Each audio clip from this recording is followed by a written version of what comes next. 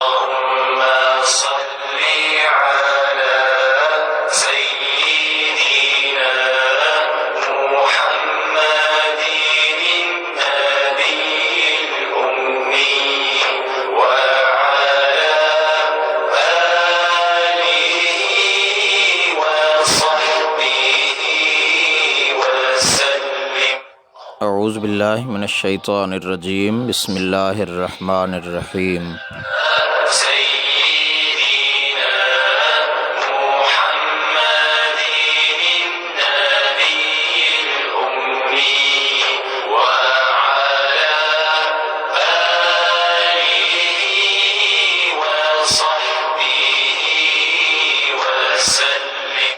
भली जायूं मारूं संधियूं सालिहन मैशर जे मैदान में तनी राज मिलन बाक़ी ॿियनि वीचारियुनि त उजागाई अजाया कया.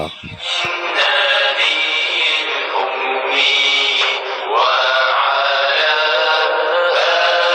آله وصحبه وسلم. अस्सलामु अलैकुम वरहमतुल्लाहि वबरकातुहू. प्रोग्राम आहे सईं राह ऐं मां आहियां अवां जो मेज़बान आजिज़ रहमतुल्लाह अशरी ताहिरी. النبي الأمي وعلى آله وصحبه وسلم. सईं राह जे 6हें प्रोग्राम सां गॾु अॼु अवां सां हिकु भेरो वरी हाज़िर आहियां. अॼु असांजे हिन प्रोग्राम जो मौज़ू आहे अल्लामा हणखण जी हक़ीक़ी तबलीग ऐं तिखियूं मिठियूं ॻाल्हियूं, जंहिंमें ख़ासि करे उन नियाणियुनि जे लाइ नसीहत कई आहे जेका अवां ताईं पहुचाइण जी कोशिशि करियां थो. سلم اللهم صل على سيدنا محمد النبي الأمي وعلى آله وصحبه وسلم. जी दोस्तो, हमेशह पंहिंजो मामूल हूंदो आहे, दस्तूर हूंदो आहे त पंहिंजे प्रोग्राम में मौज़ूअ सां गॾोगॾु कंहिं न कंहिं सुहिणे सनाख़्वां खे बि शामिलु रखंदा आहियूं. अॼु बि उन दस्तूर मुताबिक़ सिंध जो तमामु निरालो ऐं सुहिणे आवाज़ जो मालिक, ख़ूबसूरत आवाज़ जो मालिक, वणंदड़ आवाज़ जो मालिक, सुहिणो सनाख़्वां मोहतरम मोहम्मद यूसुफ सूमरो अॼोके हिन प्रोग्राम जो हिसो रहंदो ऐं संदसि ख़ूबसूरत आवाज़ में अव्हां ताईं पहुचाईंदासीं सरकार दो आलम सल्लल्लाहु अलैहि वसल्लम जो शान ऐं अज़मत. وعلى آله وصحبه وسلم. त पोइ अचो त सभ खां पहिरीं हिन मुनाजात मदीना सां पंहिंजे प्रोग्राम जी शुरूआति कयूं था. प्रोग्राम आहे सईं राह. محمد النبي الأمي وعلى آله وصحبه وسلم.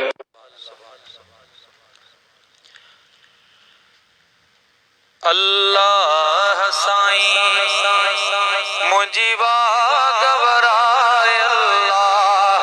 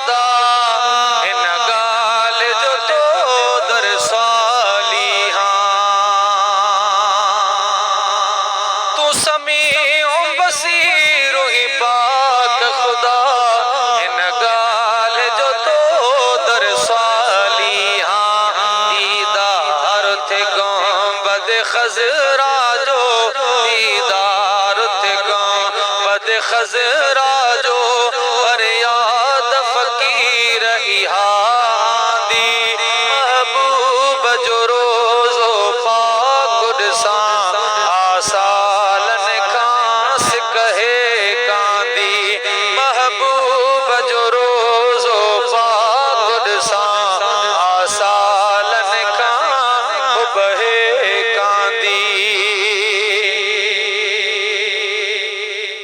ओ सफ़ा खाली हथे आया बेसमरो नकी जोर आगे जरजे वरजो सफ़ा खाली हथे आया बेसमरो नकी जोर आगे जरजे वरजो जो हाल गरीबी जाने थो जो हाल गरीबी जाने थो बस पांच कयो कायम दादी महबूब जो रोज़ो पाकुर सा आसालन खां बहे कांदी अल्लाह साईं मुझीवा घबराए आदिलड़ी मदीने ले मांदी महबूब जो रोज़ो पाकुर सा आसालन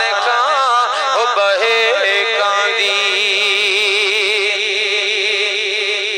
ओ मौला की यकदे मकबूल दुआ दस कहेड़े नमूने अर्ज़ कयां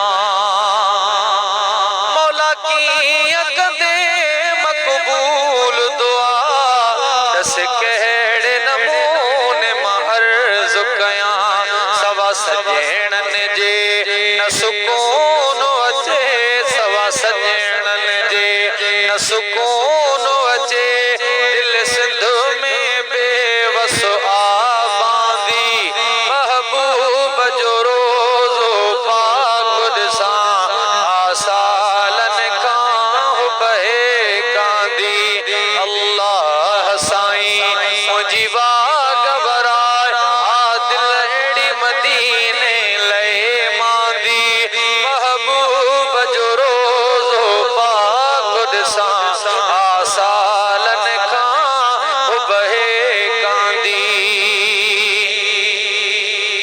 दीदार करे पो पसाहदियां दिलदार जे दरवाजे सामो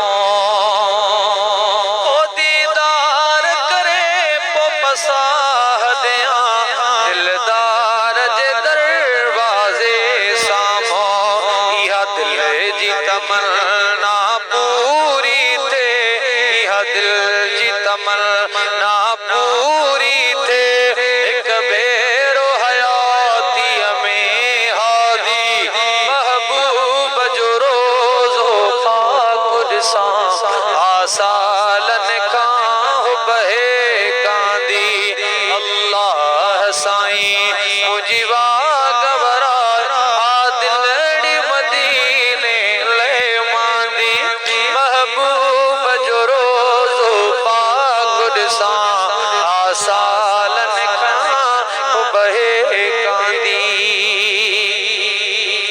तो बचल फकीर हुसैनी चए मुझे मरण खां यार बसाई अगे तो बचल फकीर हुसैनी चए मुझे मरण खां यार बसाई अगे पंज प्यार पिरिया जी चौठ चुमाए पंज प्यार पिरिया जी चौठ चुमाए बस त्यार वेठो आ उतरा दी महबूब जो रोज़ो पाकुर सा आसालन खां बहे कांदी अल्लाह साईं मुझीवा घबराए अल्लाह साईं मुझीवा घबराए आदिलड़ी मदीने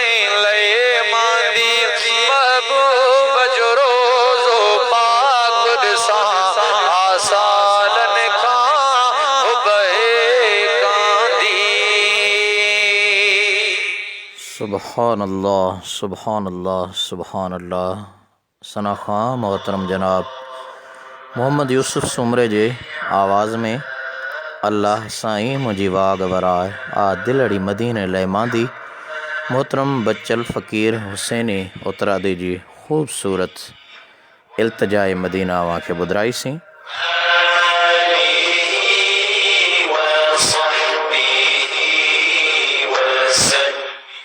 जी दोस्तों, प्रोग्राम आहे सही राह ऐं सही राह जो अॼु प्रोग्राम जंहिंजो मौज़ू आहे अलामा हणखण जी हक़ीक़ी तबलीग। उन जूं तिखियूं मिठियूं ॻाल्हियूं ख़ासि करे अॼु जे मौज़ू में न्याणियुनि जे लाइ नासिहाना हक़ीक़तूं ऐं नसीहत हिन सही राह सिराते मुस्तक़ीम में शामिल आहे।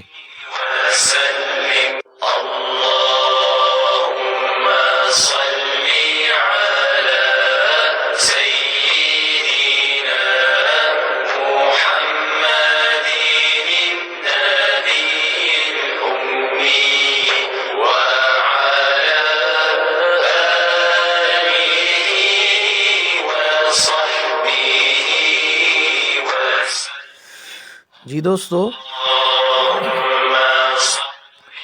गुल जेसिताईं मुखड़ीअ जे पर्दे में महफ़ूज़ आहे तेसिताईं अमन ऐं अमान में आहे। जंहिं वक़्तु मुखड़ीअ मां निकिरी निर्वार थो थिए त बुलबुलुनि जे चंबनि ऐं चुंबनि खां पुटिजी पुरज़ा पुरज़ा थो थिए।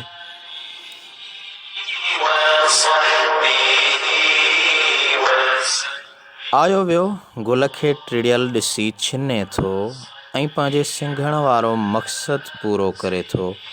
कुमायल गुल खे फिटो थो कयो वञे ऐं हर ईंदड़ वेंदड़ उहो माण्हू उन कुमायल गुल खे उछले। जेको कुमायल गुल उछलिजे थो उहो पेरनि में लताड़िजे थो।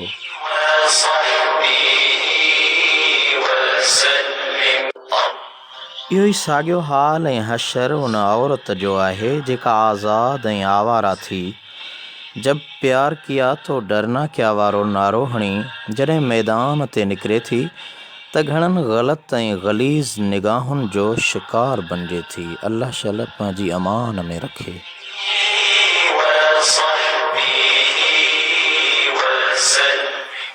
ऐं नतीजे में कॾहिं कारोकारी जो वेस पहिरे सिर अॾीअ ते रखे कातीअ हेठां कंधु पोइ बि नारा नींहं जा कुहाड़ियुनि ऐं किलाशनकोफ जो शिकार बणिजे थी।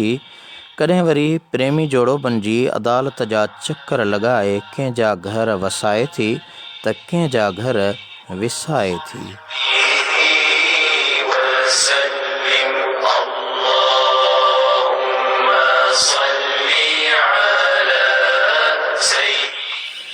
कॾहिं ध्यानु तलब जे कालम अंदरि बयानु ॾेई पुलिस जी पनाह ऐं पहिरे में प्यार खे आज़माए थी त कॾहिं वरी कंहिं किने पाणीअ जे गटर में पंहिंजा अणमिटिजंदड़ निशान छॾे थी।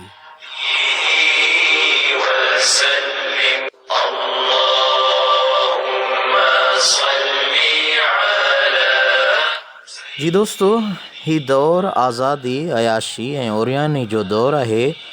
भला जंहिं माहौल में को एजुकेशन जहिड़ा मोहबती मेला मुलाक़ातूं हुजनि, हनीमून मल्हाइण जहिड़ा कोह मरी जहिड़ा मंज़र हुजनि, तफ़रीह लाइ क्लिफ्टन जहिड़ो आज़ाद माहौल, झुड़ाली फ़िज़ा ऐं जारिहाना जोड़ा हुजनि, हॉक्सबे जहिड़ा तबाही मचाईंदड़ तलाव हुजनि, नाइट ऐं की क्लबुनि अंदरि नंगा नाच हुजनि,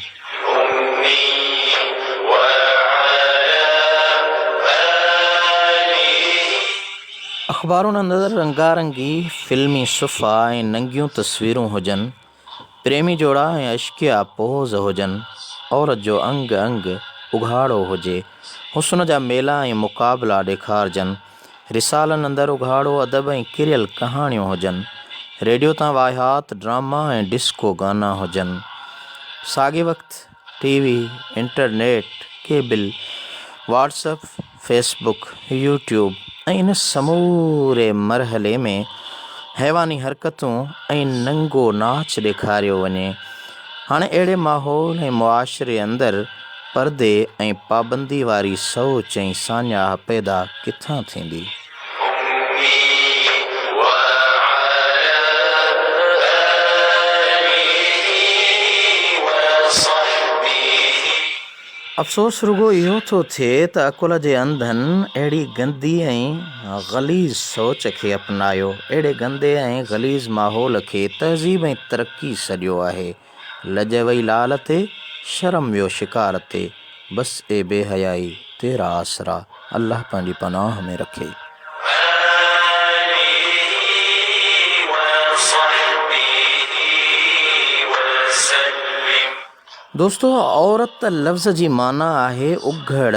औरत जो हर उज़्व तां त ॻाल्हि ॿोल गुफ़्तगू बि उघड़ आहे। इस्लाम औरत खे परदे जो हुकुम ॾेई गोया सभिनी बुरायुनि मथां परदो विझी छॾियो आहे।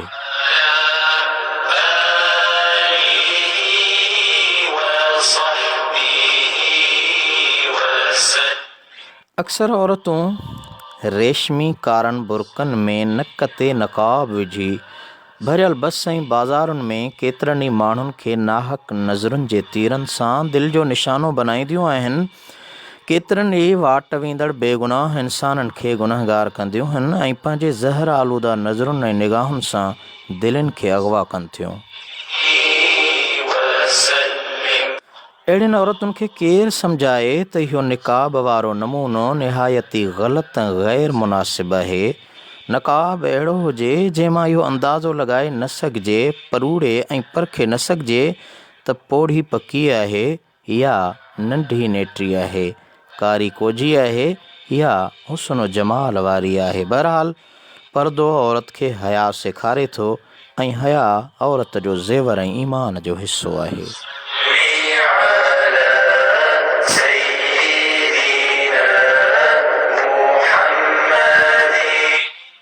दोस्तो, नफ़्स जो सभ खां वॾो चोर निगाह आहे। सचपच त नज़र जो फितनो हिकु इंतहाई अज़ीम ऐं ख़तरनाक तूफ़ान आहे।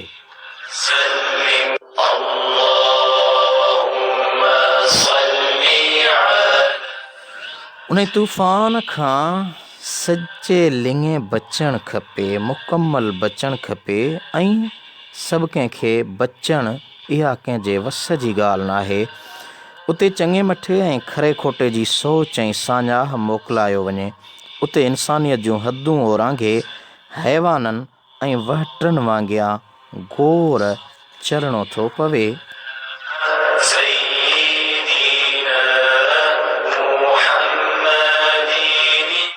अख जे ग़लति इस्तेमाल खां बचाइण ही अख जो हक़ आहे। उन जी क़दुरदानी ही आहे त उनखे सही जाइ ते इस्तेमालु कयो वञे। अफ़सोस, अॼु असां अल्लाह जे उन अज़ीम नेमत खे नाजाइज़ ऐं मन कयल शयुनि जे ॾिसण में एतिरो त मसरूफ़ आहियूं जो असांजे दिलनि मां उन बुराईअ जो अहसास बि ख़तमु थी चुको आहे। न रुगो एतिरो, पर वॾे फ़ख़्र जुरत सां सरे बाज़ार उहो नारो हयो थो वञे त दीदार बाज़ी अल्लाह राज़ी।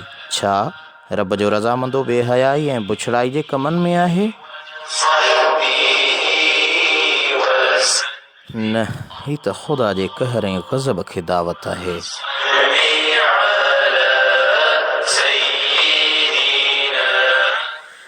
विञाए दीद जी दौलत कयूं दीदार बाज़ी था, विञाए दीद जी दौलत कयूं दीदार बाज़ी था, निहोड़े नूर जी नेमत कयूं दीदार बाज़ी था।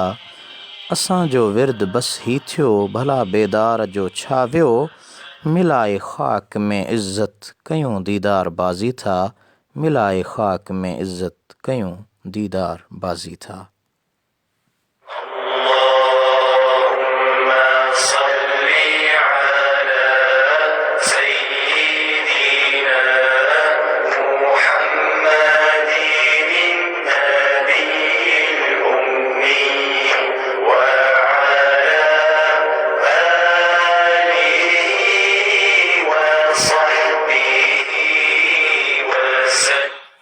दोस्तो, मोती हिकु बेबहा क़ीमती शइ आहे, पोइ बि अल्लाह ताला उनखे सिप जे परदे में रखायो आहे। सोचण जी ॻाल्हि आहे, मोती जॾहिं सिप खां ॿाहिरि निकिरी ज़ाहिर थिए थो त हर हिकु सराफ़ ऐं जोहरी संदसि क़ीमत कथे थो ऐं मुल्ह मुक़ररु थो करे। जंहिं वक़्तु उहो साॻियो मोती कारीगर जे हथ में ईंदो त खेसि भञी ज़रा ज़रा करे पंहिंजी ख़्वाहिश मुताबिक़ गोल त्रिकुंडो चोरस ऐं मुस्ततील जी शिकिल में घड़े मुंडीअ लाइ टिकूं तयारु कंदो आहे।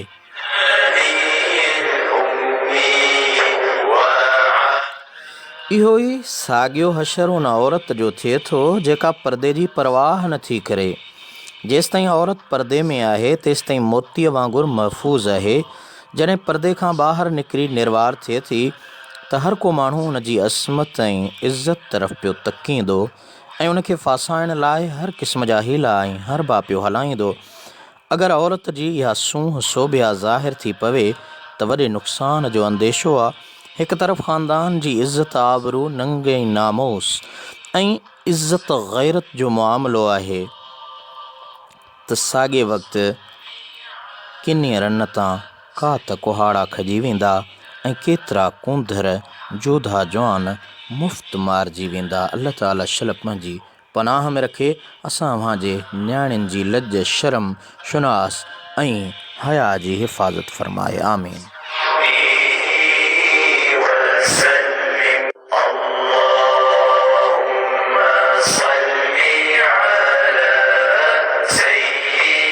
जी दोस्तों, प्रोग्राम आहे सईं राह जो सिलसिलो। अॼु 6हों प्रोग्राम आहे। अलामा हणखण जूं हक़ीक़त ते मुश्तमिल कुझु तिखियूं मिठियूं ॻाल्हियूं अव्हां सां शेयर कयूं पिया, इन उमेद सां त असां सभिनी जे मुआशिरे जे अंदरि असांजे नियाणियुनि, माहिरुनि, भेनरुनि, बचड़नि जे नंगनि नामूस जी अल्लाह करीम हिफ़ाज़त फ़रमाए। हलूं था सरकार दो आलम सल्लल्लाहु अलैहि वसल्लम जी सना ख़्वानी ॾांहुं ऐं इन खां बाद वरी इन ई प्रोग्राम में पाण शामिल रहंदासीं। ख़ूबसूरत आवाज़ आहे सना ख़्वां मोहतरम मोहम्मद यूसुफ सुमरे जो।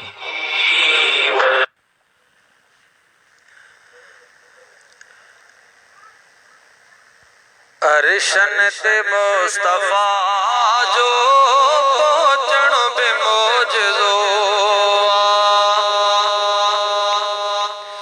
अरशन ते मुस्तफ़ा जो पहुचण बि मौजज़ो।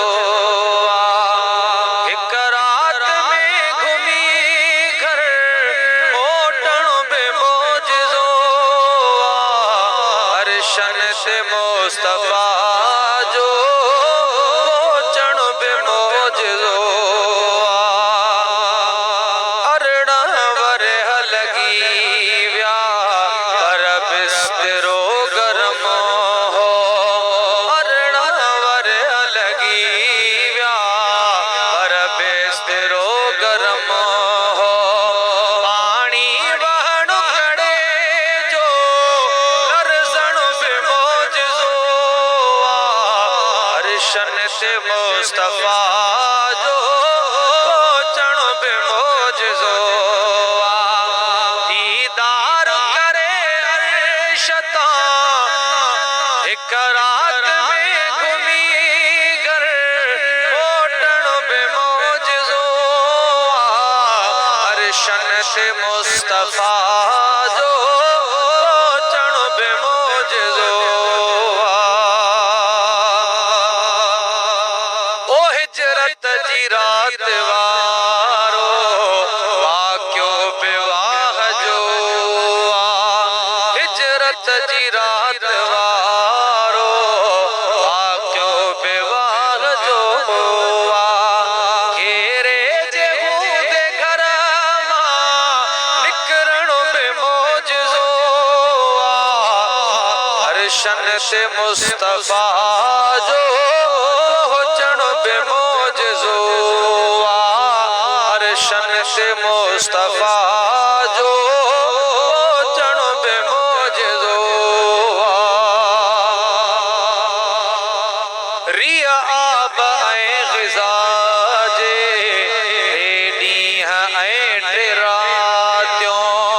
रिया आब ऐं ग़िज़ा जे ॾींहं ऐं टे रातियूं।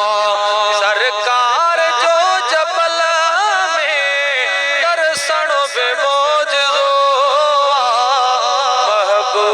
मुस्तफ़ा जो पहुँचण बे मोजज़ो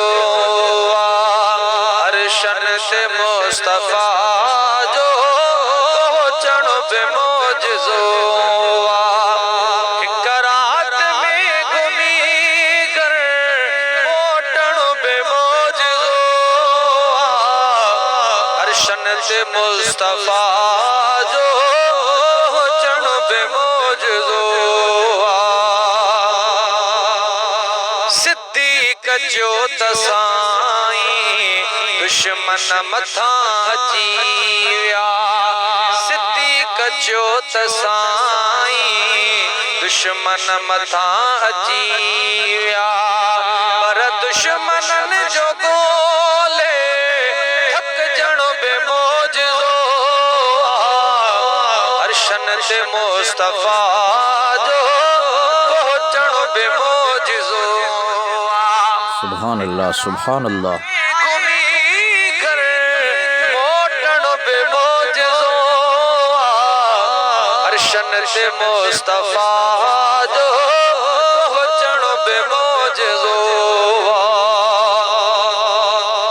साथीअ खे नांग खाधो लजपाल लिब लगाई साथीअ खे नांग खाधो लजपाल लिब लगाई यकदम अबू बकर जो यकदम अबू बकर जो खुश थियण बे मोजज़ो अरशन ते मुस्तफ़ा जो पहुँचण बे मोजज़ो हिक भेरे मोहब मुर्गिया ऊंदह में सुई लबी वई हिक भेरे मोहब मुर्गिया ऊंदह में सुई लबी वई अज़मी हुज़ूर जने जो अल्लाह मुरकण बे मोजज़ो अरशन ते मुस्तफ़ा जो पहुँचण बे मोजज़ो हिक रात में घुमी कर मोटण बे मोजज़ो अरशन ते मुस्तफ़ा जो पहुँचण बे मोजज़ो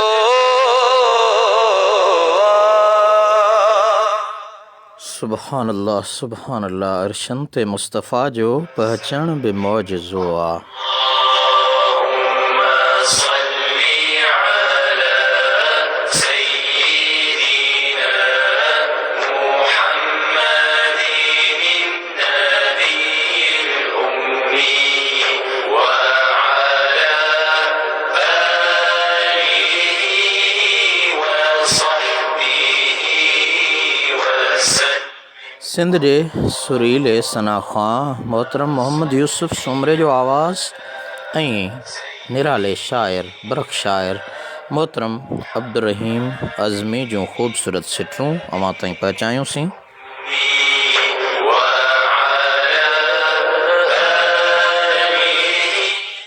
जी दोस्तो, प्रोग्राम में हिक विख अॻिते वधायूं था। सईं राह जो 6हों प्रोग्राम अवां सां शेयर कयूं पिया।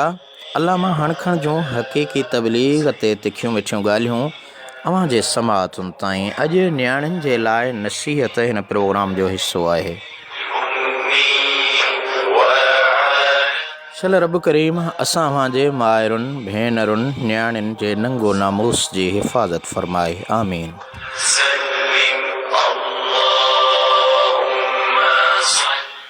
दोस्तो, मारूई वेचारीअ सां उमिरि जे तरफ़ां ज़ुल्म ऐं ज़ियादतियूं थियूं।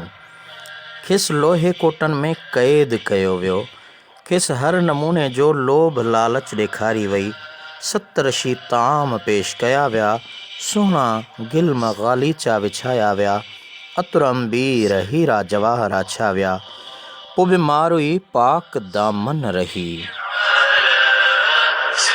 उमिरि जे सभिनी आछुनि खे ठुकराए छॾियो ऐं उञ बुख ते रही करे बि संदसि क़ैद खे सब्र सां बर्दाश्त ऐं क़बूल कयो।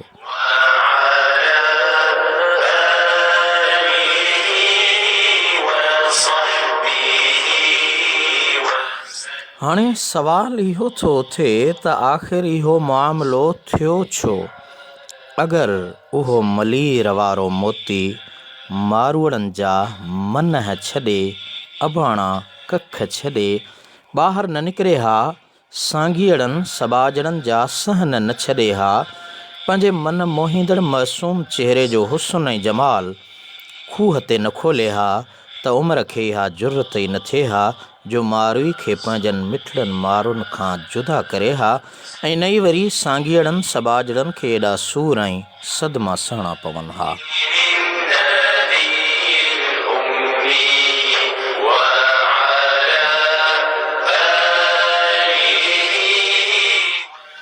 दोस्तो, भला इहो को इंसाफ़ आहे? गोश्त जो पाव था वठूं, पोइ बि उनखे पने में, थेलीअ में, शापर में, अख़बार में, कपिड़े में लिकाए था खणूं त मतां का सिण झट न हणे। पाव गोश्त लाइ केॾी न कोशिश ऐं सायो आहे, पर असां कॾहिं इहो बि सोचियो आहे त सरे बाज़ार मण ॾेढ गोश्त जो पाण सां गॾु पियो हले, मतां कंहिं निभागे जी नज़र ते चढ़े ऐं मामिलो वञे लामारे ताईं। अल्लाह ताला शल इज़तुनि जी हिफ़ाज़त फ़रमाए, आमीन।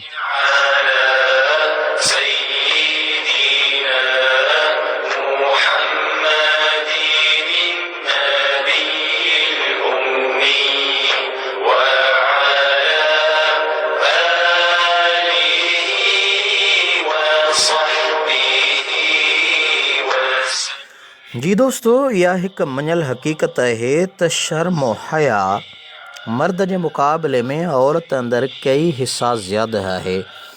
मर्द बदचाल हुअण जे बावजूदु बदनाम नथो थिए, पर औरत वीचारी जेका शर्म और हया जी देवी सॾिजे थी, अगरि हिकु भेरो ग़लती करे विझे त ज़िंदगीअ ताईं दाग़दार रहिजो वञे। मर्द आसानी सां पंहिंजे जुर्म खे लिकाए सघे थो, छो त संदसि जिस्मानी जोड़ जक अहिड़े नमूने ठहियल आहे। लेकिन औरत वीचारी हिन मामले में मज़ूर ऐं मजबूर आहे। उनजी थोरी ग़लती बि जिस्म अंदरि हिकु अहिड़ो असरु छॾे थी जो उनजो मिटाइण बि जान वञण जो ख़तरो आहे। मर्द आम तौरु मकार ऐं बेबाक हूंदो आहे। हू तरह तरह जे तरकीबुनि ऐं अजीब ग़रीब हरकतुनि ज़रिए औरत वीचारी खे पंहिंजे नफ़सानी ख़्वाहिशुनि जे ॼार में फासाइण जी कोशिशि कंदो आहे। जॾहिं उहा औरत इस्लाम जूं हदूं ओरांघे शर्म और हया जा लीका लंघी पर्दो फिटी करे पंहिंजे पीउ माउ जी इज़त आबरू खे ख़ाक में मिलाए शैतान सिफ़त इंसान जे फंदे में फासी पवंदी आहे, ऐं उहो मलऊन ऐं मकार मर्द पंहिंजे मतिलब खे पूरो करे औरत खे ज़िल्लत ऐं मौत जे किनारे ते छॾे हमेशह लाइ खांसि मुंहुं मोड़े वेहंदो आहे। उन वक़्तु उहा औरत वीचारी न घर जी रहंदी आहे ऐं न घाट जी रहंदी आहे।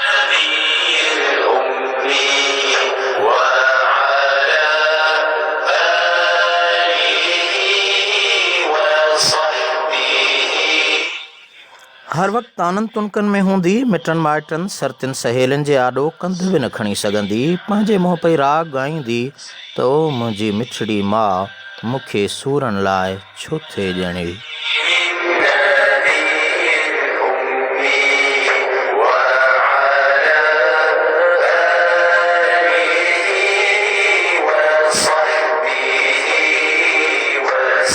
जी दोस्तो, ग़लति ऐं ग़लीज़ निगाहुनि जे हवाले सां मां तव्हांखे हिकिड़ो मिसाल ॾियां थो।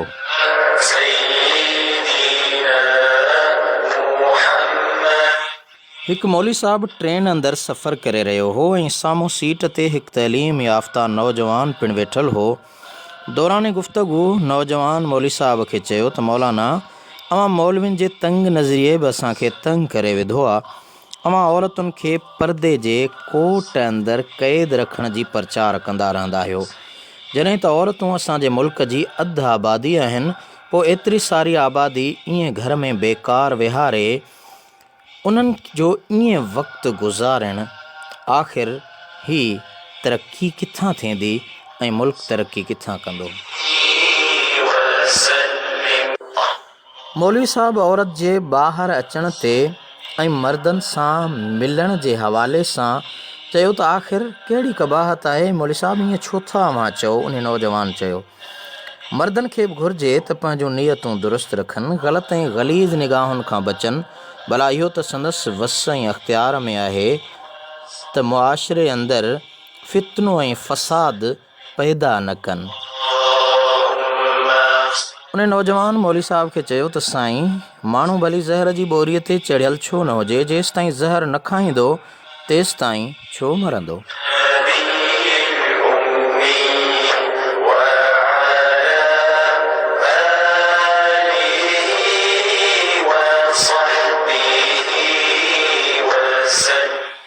उहो मौलवी वीचारो माठ कयो, नौजवान जी नसीहत ॿुधंदो रहियो। आख़िर में मौली साहब उन जो जवाबु हिकु अजीब नमूने सां ॾिनो।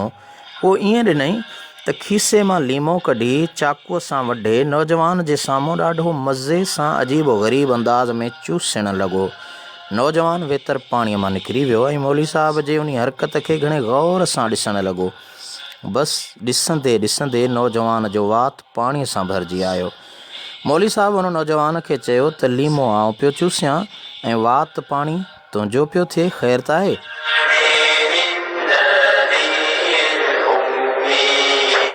नौजवान इहो उबतो ऐं अढंगो सुवालु ॿुधंदे वेतर आपे खां निकिरी वियो ऐं पेशानी तां पघर उंगले चयईं त मौली साहब, लीमो अहिड़ी शइ आहे जो जंहिं जे ॾिसण सां, नाले वठण ऐं तसवुरु करण सां बि वात में पाणी अचो वञे। मौली साहब खेसि चयो त नौजवान, जॾहिं 10 पैसे जे लीमे अंदरि इहो असरु आहे त पोइ जेका नई नंढी हसीनो जमील औरत हार सिंगार करे, ख़ुशबू लॻाए, बिना परदे सीनो ताणे, ॾाढे नाज़ नख़रे सां अची मर्दनि जे विच में वेहे त पोइ छा था सम्झो, पोइ अव्हां वारियूं नसीहतूं यादि रहंदियूं?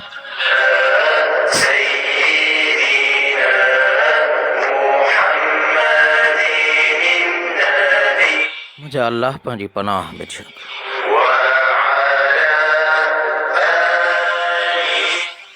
दोस्तो, इहे अस्पतालूं ऐं शफ़ाखाना जिन में चरिया बि सियाणा थी वेंदा आहिनि, पर अक्सर सियाणा बि उन्हनि इदारनि में पंहिंजी सम्झ विञाए वेही रहंदा आहिनि। काफ़ी चङा भला तंदुरुस्त माण्हू बि घर जा पैसा ॾेई पाण खे मरीज़ बनाए अस्पताल में दाख़िल थींदा आहिनि। उन्हनि खे नर्सुनि जे नाज़ नख़रे ऐं मसनूई मुर्क सचपच मरीज़ बनाए छॾियो आहे।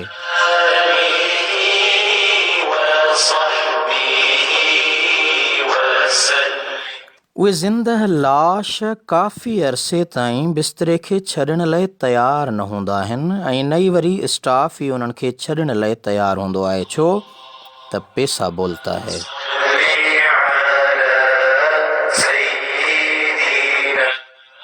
कहीं दाना चयो आहे त बसि मर्ज़ बढ़ता गया जूं जूं दवा की। मरीज़ वेचारा त अॻे ई मरीज़ आहिनि, जेके वेचारा कन ते हथु रखियो इहो राग आलापींदा रहंदा आहिनि त भाऊ दादू अथई जादू, मोरो न भाए थोरो, हुजे ई नाणो त घुम लाड़काणो। पर डॉक्टर साहबान बि अहिड़नि मल्हनि जे अॻियां मजबूर आहिनि।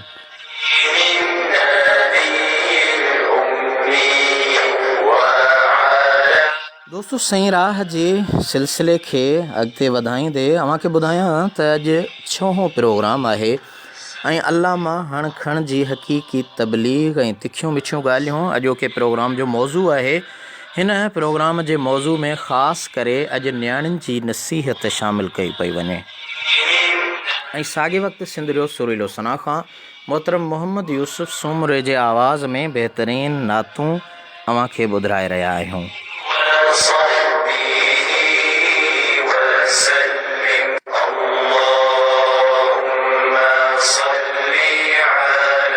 जी दोस्तो, असां औरत जी आज़ादी जे हवाले सां जेकॾहिं ॻाल्हाईंदासीं, सोचींदासीं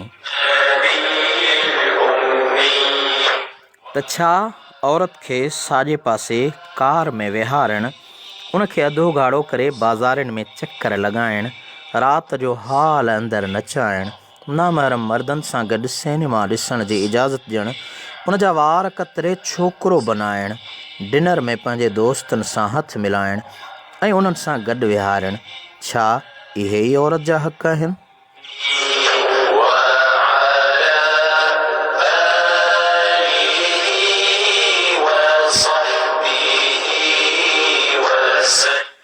जे हा त पोइ इहे हक़ अव्हांखे नेब हुजनि। इस्लाम त अहिड़ी बेहयाई, बदतहज़ीबी ऐं बेग़ैरतीअ जी हरगिज़ इजाज़त नथो ॾिए। हिन बेबहार आज़ादी वारे दौर जे अंदरि उहे बेमहार औरतूं, आज़ादी सबबि औरत घर जी राणी हुअण बजाए बाज़ार जी रौनक बणिजी वई आहे।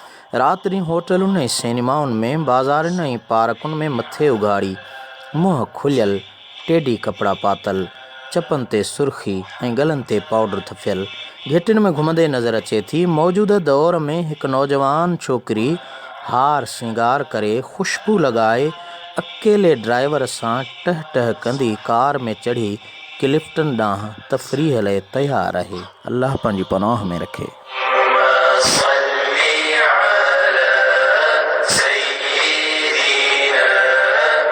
नतीजे में रोज़ानो अख़बारुनि अंदरि ध्यान तलब कालम में अहिड़ियूं ख़बरूं बिना परनि ऐं पेरनि जे गश्त करे रहियूं आहिनि त आउं फ़िलाणी औरत पंहिंजे होश हवास सां ही बयानु थी ॾियां त मूंखे न कंहिं भड़कायो आहे, न बरगलायो आहे, ऐं पंहिंजी रज़ा ख़ुशीअ सां फ़क़ति 3 कपिड़नि में अबाणा कख छॾिया अथमि।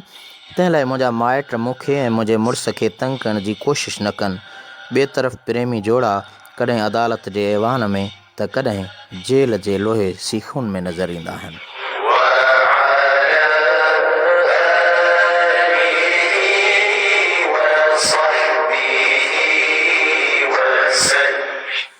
जी दोस्तो, उहो बि वक़्तु हुयो जो औरत वेचारी मर्द जो इंतज़ारु कंदी हुई ऐं हाणे वरी मर्द औरत जो इंतज़ारु करे रहियो आहे। हिकु सिज ॿ पाछा, वक़्त वक़्त जी ॻाल्हि आहे। हीउ बि ख़ुदा जो कहर खणी चइजे जो औरत राति जो क्लबुनि ऐं होटलुनि अंदरि हुजे ऐं मर्द वेचारो वेचारड़ो बणिजी घर अंदरि ॿार पियो परचाए ऐं ॿारनि खे खीरु पीआरे पियो सरचाए। औरत शहर अंदरि ड्राइवर सां गॾु शॉपिंग पई करे ऐं मर्द वेचारो चौकीदारीअ जा फ़राइज़ सरअंजाम ॾेई घर पियो संभाले ऐं दिलि खे ॾढु ॾियण लाइ ही बैत पियो पढ़े, शेर पियो चवे त ख़ुदा जे ख़ल्क़ जी ख़िदमत हक़ीक़त में इबादत आहे। इहा ई रूह जी राहत, इहा ई दिलि जी दौलत आहे।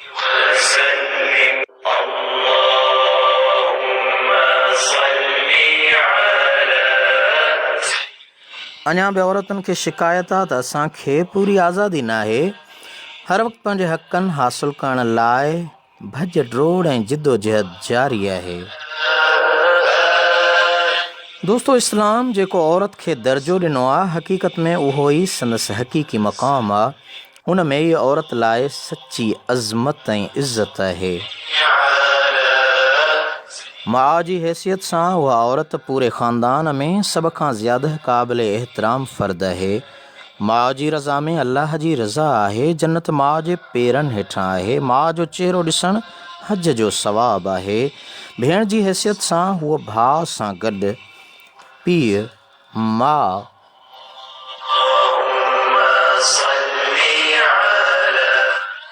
पीउ माउ वालिदैन जे वरसे में शरीक आहे। ज़ाल जी हैसियत में निकाह अंदरि उन जे रज़ामंदे जो ख़्यालु रखणु ज़रूरी आहे। इहो असांखे असांजे इस्लाम सेखारियो आहे।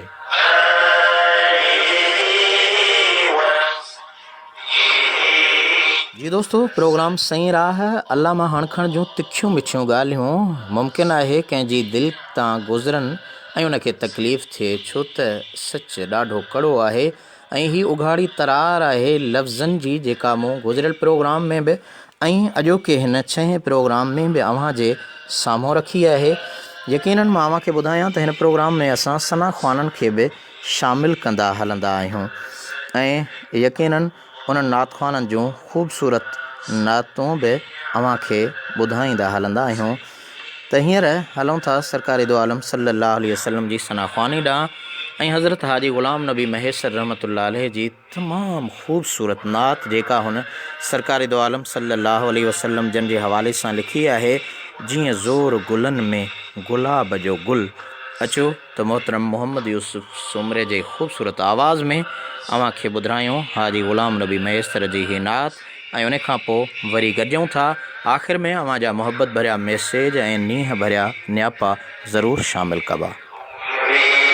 जिया ज़ोर गुलने में गुलाब जो गुलो, जिया ज़ोर गुलने में गुलाब जो गुलो, तीअं पहिरियों न बर्रा मुंहिंजो पुनलो। जिया ज़ोर गुलनि में गुलाब जो गुलो, तीअं पहिरियों न बर्रा मुंहिंजो पुनलो। जिया ज़ोर गुलनि में जिया बुलबुल बाग में राज़िया, जिया ख़ुश मस्जिद में नमाज़िया। जिया बुलबुल बाग में राज़िया, जिया ख़ुश मस्जिद में नमाज़िया। जिया पाणीअ में मच्छी ताज़िया, जिया पाणीअ में मच्छी ताज़िया, तीअं राणल सां मुंहिंजो रूह रहियलो। जिया ज़ोर गुलनि में गुलाब जो गुलो, तीअं पहिरियों न बर्रा मुंहिंजो पुनलो। जिया ज़ोर गुलनि में जिया मारुईअ खे हो मलीर मिठो, जिया खाधन में खंडु खीर मिठो। जिया मारुईअ खे हो मलीर मिठो, जिया खाधन में खंडु खीर मिठो। जिया पीरनि में दस्तगीर मिठो, तीअं मुंहिंजे कान आ मुंहिंजो मिठलो। जिया ज़ोर गुलनि में गुलाब जो गुलो, तीअं पहिरियों न बर्रा मुंहिंजो पुनलो। जिया ज़ोर गुलनि में जिया रहंदो आ चंड तारनि सां, जिया ख़ादिम ख़ुशि ख़ुदा वारनि सां। जिया रहंदो आ चंड तारनि सां, जिया ख़ादिम ख़ुशि ख़ुदा वारनि सां। जिया थर बरसे थधिकारनि सां, जिया थर बरसे थधिकारनि सां, तीअं बरसलो आ मुंहिंजी दिलि बिल्कुलु। जिया ज़ोर गुलनि में गुलाब जो गुलो, तीअं पहिरियों न बर्रा मुंहिंजो पुनलो। जिया ज़ोर गुलनि में रहे यादि न कोई अव्हां खे किसो, जे यार मुंहिंजो मुंहिंजी अख सां ॾिसो। रहे यादि न कोई अव्हां खे किसो, जे यार मुंहिंजो मुंहिंजी अख सां ॾिसो। निर्वार जो थिए हिकु नंढिड़ो हिसो, निर्वार जो थिए हिकु नंढिड़ो हिसो, किरी क़दमनि में अव्हां पवंदव कुल। जिया ज़ोर गुलनि में गुलाब जो गुलो, तीअं पहिरियों न बर्रा मुंहिंजो पुनलो। जिया ज़ोर गुलनि में महबूब जा ग़ुलाम त ॿिया बि घणा, मां ग़ुलाम नबी कहिड़ी हाम हणा। महबूब जा ग़ुलाम त ॿिया बि घणा, मां ग़ुलाम नबी कहिड़ी हाम हणा। मूंखे कहिड़ी ख़बर मां वणा न वणा, मूंखे कहिड़ी ख़बर मां वणा न वणा, छो जो हू आका मुंहिंजी आनक मुल्हो। जिया ज़ोर गुलनि में गुलाब जो गुलो, जिया ज़ोर गुलनि में गुलाब जो गुलो, तीअं पहिरियों न बर्रा मुंहिंजो पुनलो। जिया ज़ोर गुलनि में सुभान अल्लाह। जीअं ज़ोर गुलनि में गुलाब जो गुल, तीअं पहिरियों नंबर आहे मुंहिंजो पुनल। सना खां मोहम्मद यूसुफ सोमरे जो आवाज़।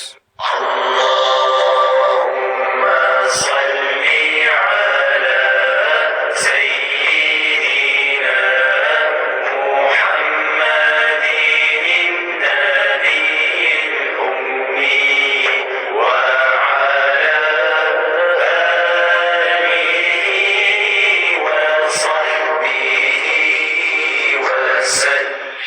जी दोस्तों, सना खां मोहम्मद यूसुफ सुमरे जी आवाज़ में हज़रत हाजी ग़ुलाम नबी महेसर रहमतुल्लाह अलैह जन जी तमामु निराली नात तव्हांखे ॿुधाईसीं। प्रोग्राम आहे सईं राह छहो प्रोग्राम अल्लामा हणखण जी हक़ीक़ी तबलीग ऐं तिखियूं मिठियूं ॻाल्हियूं अव्हां जे समाअतुनि ताईं पहुचायूं पिया न्याणियुनि जी नसीहत जे मौज़ू ते।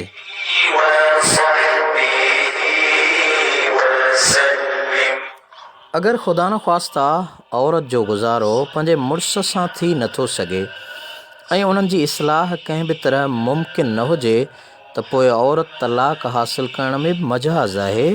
न्याणीअ जी हैसियत सां प्यार ऐं शफ़क़त जी ज़्यादा हक़दार आहे।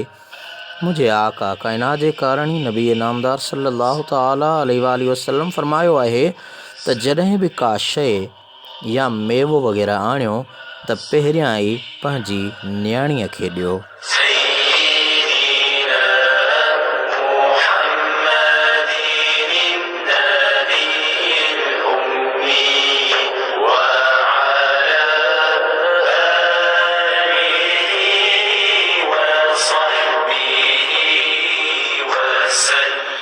हज़रत बीबी ख़ातून जन्नत रदी अल्लाह ताला अन्हा जॾहिं पाण सगोरनि वटि ईंदी हुई त पाण पंहिंजी न्याणीअ जे इस्तक़बाल लाइ उथी बीहंदा हुआ।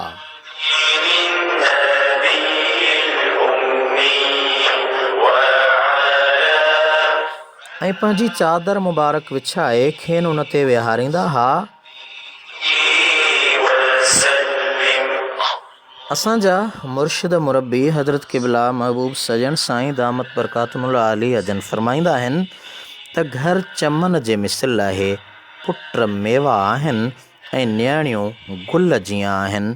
उहो कहिड़ो चमन जंहिंमें गुल न हुजनि, बिना गुलनि जे चमन बेरोनक आहे।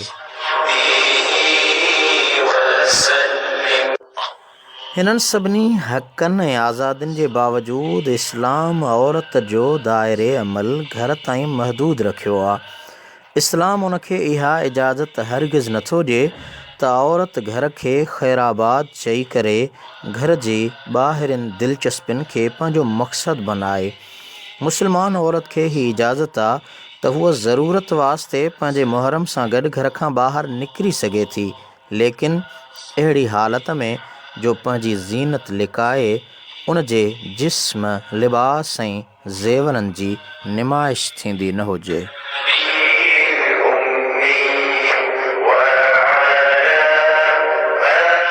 जी दोस्तो, प्रोग्राम पंहिंजे मुक़ररु वक़्त ॾांहुं वञी रहियो आहे ऐं यकीनन अॼोको प्रोग्राम तिखियूं मिठियूं ॻाल्हियूं अव्हां जे दिलि तां मुमकिन आहे नागवार बि गुज़रनि, पर यार छा कजे, हक़ीक़त इहा आहे त हक़ ऐं सच त चवणो पवे थो। पोइ यार रुसे त रुसणु ॾे।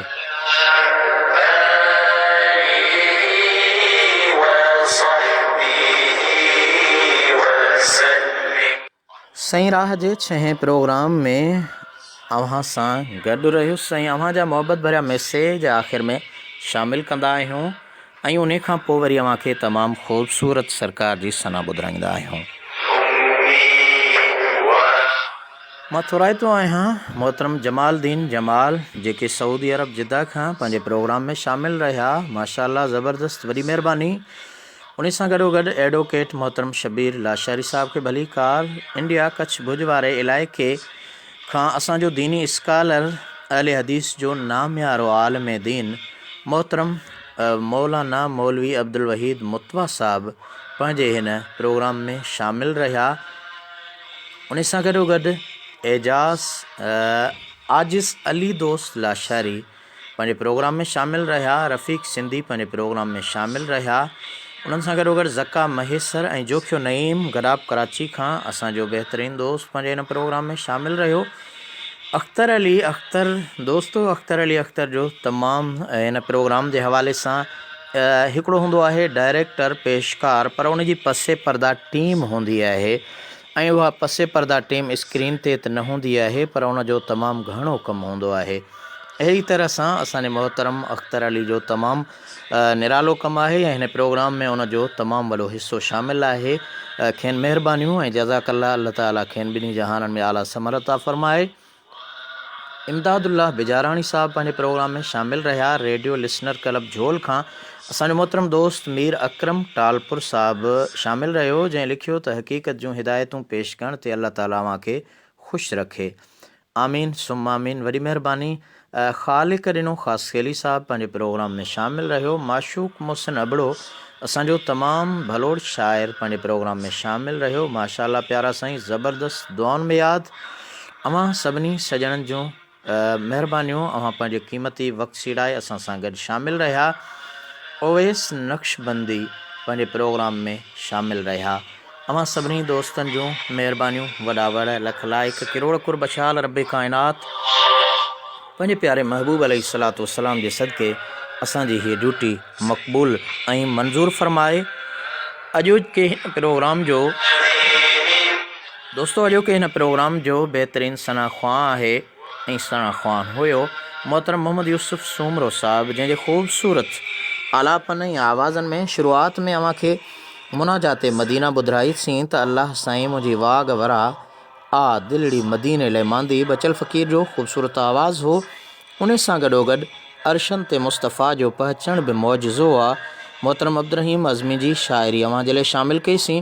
वरी हज़रत हाजी ग़ुलाम नबी महेसर रहमतुल्लाह अलैह जो जीअं ज़ोर गुलनि में गुलाब जो गुल तीअं पहिरियों नंबर आहे मुंहिंजो पुनहल तव्हां जे लाइ पेश कईसीं।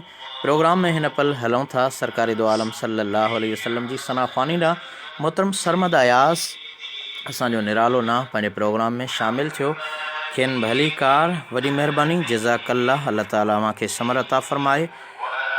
मुश्ताक बुरड़ो असांजो तमामु ॾाहो ॾात धणी तमामु इंतहाई आशिक़ रसूल सरकारी दो आलम सल्लल्लाहु अलैहि वसल्लम जी सना ख़्वानी। हिननि कमीणियुनि अखियुनि जे यादो जॾहिं मोहम्मद जनाब हूंदो उसूर हेॾा खणी हलियो ही पुछनि त कहिड़ो जवाबु हूंदो।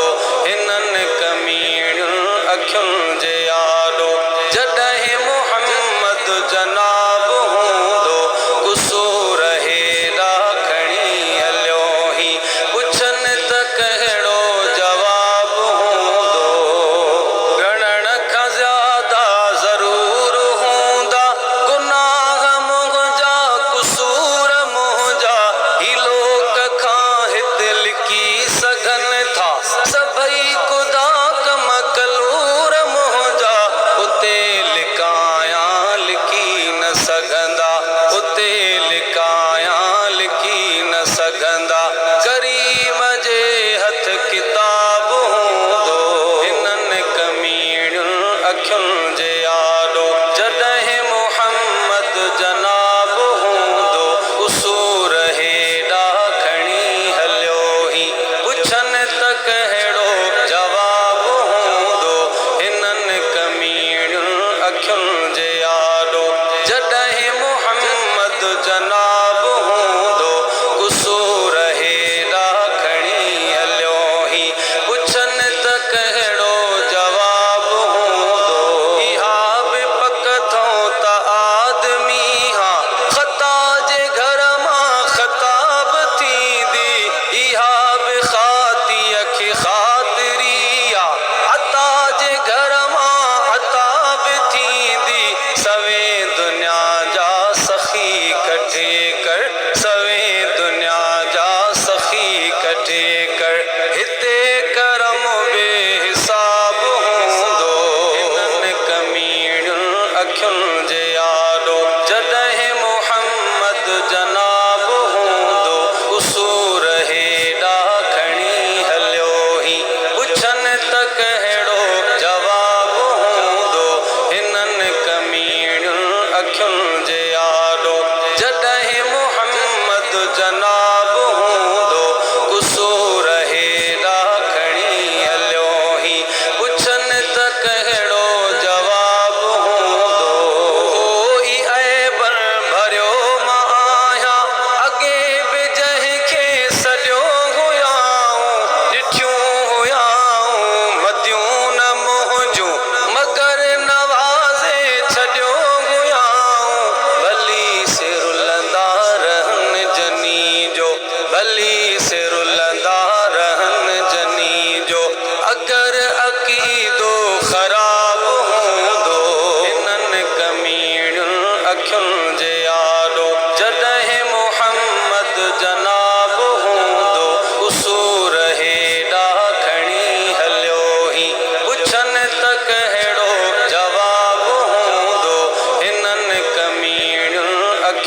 जे यादो जॾहिं मोहम्मद जनाब हूंदो कुसूर हेॾा खणी हलियो ही पुछनि त कहिड़ो जवाब हूंदो हिन ही महल ई उॾाम ते मां चढ़ी पवां जे करीम चाहे ही सूमरन जो शहर या अज़मी पनो अक़िल को परे त नाहे नबी न चाहे त को न वेंदो नबी न चाहे त को न वेंदो खणी को केॾो नवाब हूंदो हिननि कमीण अखियुनि जे यादो जॾहिं मोहम्मद जनाब हूंदो उसूर हेॾा खणी हलियो ही पुछनि त कहिड़ो जवाब हूंदो हिननि कमीण अखियुनि जे यादो जॾहिं मोहम्मद जनाब हूंदो कुसूर हेॾा खणी हलियो ही पुछनि त कहिड़ो जवाब हूंदो सुबहान अल्लाह सुबहान अल्लाह सुबहान अल्लाह। صل على سيدنا محمد النبي الأمي وعلى آله وصحبه وسلم। दोस्तों आख़िर में मां उन्हनि महिरबाननि जो थोराइतो आहियां जेके हिन प्रोग्राम सही राह में शामिल थिया। मोहतरम रफ़ीक ताहिरी साहब ऐं मोहतरम शमसदीन सोलंकी साहब लिखनि था माशाअल्लाह अज़ीम प्रोग्राम अल्लाह पाक ख़ुशि रखे आमीन सुम्मा आमीन। मोहम्मद यासीन सठियो साहब पंहिंजे प्रोग्राम में शामिल थिया ऐं रजब बाजारी पंहिंजे प्रोग्राम में शामिल थिया। हली ईंदुमि होत पर आऊं बि अॻ भरी थियां मतां चवे में बलोच त कमीणीअ खां कीम थियो। इन्हीअ ते पंहिंजे मेज़बान आजिज़ रहमतुल्लाह अला शरी ताहिरी खे इजाज़त ॾींदा वरी नए मौज़ूअ सां गॾु नए प्रोग्राम में नए सिज हाज़िर हूंदासीं इन्हीअ दुआ सां त जिते हुजो ख़ुशि हुजो शाद हुजो आबाद हुजो हर वक़्तु दुआ घुरो त रब काइनात असां अव्हांजे ज़मीनी आसमानी आफ़तुनि मुसीबतुनि बलाउनि बीमारियुनि खे टारे रबी काइनात असांजे दिलि जा नेक इरादा मक़सद ऐं मतिलब पूरा फ़रमाए। अल्लाह करीम ओड़े पाड़े जी लज शर्म शुनास हया अता फ़रमाए। अबे अमर जो एहतराम नंढड़नि ते शफ़क़त करण जी तौफ़ीक़ अता फ़रमाए। रबी काइनात असांजी औलाद खे नेक साले फ़रमाबरदार बणाए। मरण महिल ईमान ते ख़ात्मो फ़रमाए। क़ब्र जे अंदरि हुज़ूर अलैहिस्सलातु वस्सलाम खे सुञाणण वारी नूरानी निगाह अता फ़रमाए। क़ब्रुनि खां जॾहिं उथूं त मुस्तफ़ा करीम सल्लल्लाहु अलैहि वसल्लम जे रहमत वारे झंडे जी छांव अता फ़रमाए। पुलसरात पार पुॼी महबूब जे सदके जॾहिं जन्नत में हलूं त रब काइनात पंहिंजे हबीब जो पाड़ो नसीब फ़रमाए। अस्सलामु अलैकुम रहमतुल्लाहि व बरकातुहू। जाॾे पैर ताॾे ख़ैर अल्लाह वाही।